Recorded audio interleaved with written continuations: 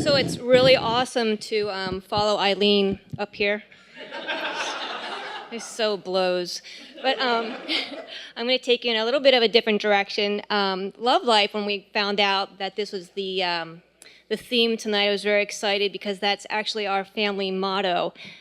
Several of us have tattoos that say Love Life on it, and then we have little pictures and things. Oh, yeah, you can, so, hold on to that, okay. So the reason we have this is, it's our family motto, is because our oldest son had a tattoo on the back of his, between his shoulder blades on his back. And he had gotten this at one point with some friends, and my husband showed up, and they were there with this, getting this nice, painful tattoo. And it's the Asian letters. And we think it said Love Life, but they're Asian. And you've heard the joke. No one reads Mandarin. I don't know what. So it could have been like, eat more chicken. But it was Love Life. And we all talk about this tattoo. And he was famous for this. And he had a very much, young men love life. They're out. Every young person loves life. And you'll notice that I said he had a tattoo because he passed away when he was 21. And when you lose a child, you do a couple of things. You go through a lot of emotions, obviously. One of the things that you do is you start to pull stories close to you. You want to talk to everyone that knew them. You want to hear those stories because you don't have a future with this person anymore. You have their past, and you have these mementos of stories and things that other people give you, and you want to pull everything close to you. And in the process of my grieving, I was pulling things close to me. I would go through his bedroom, and part of the business of death is you have to pay their final taxes, and you have to close out their credit cards, the painful part along with it.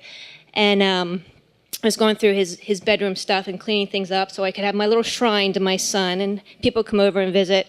And I found this book, and it was called Life of Pi. And I remember him saying, "You really need to read this book." And everyone's nodding their heads, because it's a good book, right? And I was like, I got to read this book because I want to add to my memories of my son.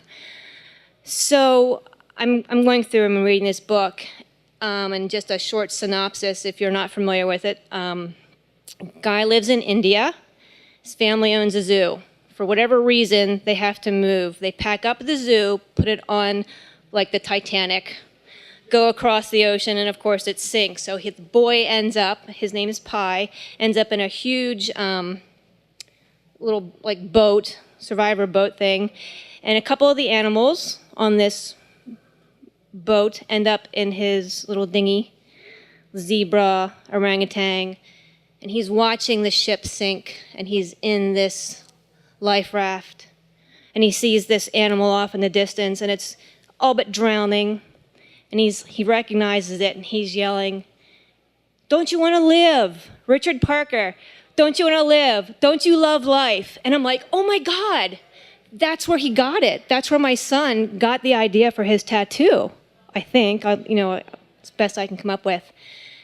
And I'm so excited that I have an additional memento of my son. And I tell my husband, you have to read this book. And I tell my other son, you have to read this book. And I tell my friends, you have to read this book. And they're like, okay, yeah, we're going to read this book. And now we know where this tattoo came from, and I never knew that before. So my son leaves me these little gifts. Even though it's been over 10 years, I still have stories. I still get stories from other people. And we still have this family motto that brings us together of love life. And we all live very purposely to love our life, to make everything better in our life, to get rid of things that don't promote that. And I have kind of this closure with my son on that one area, because we never knew why he chose that tattoo, why it meant so much to him. But I know he loved the book. And when I read the book, this was this great finale for me. So that's it. Thank you.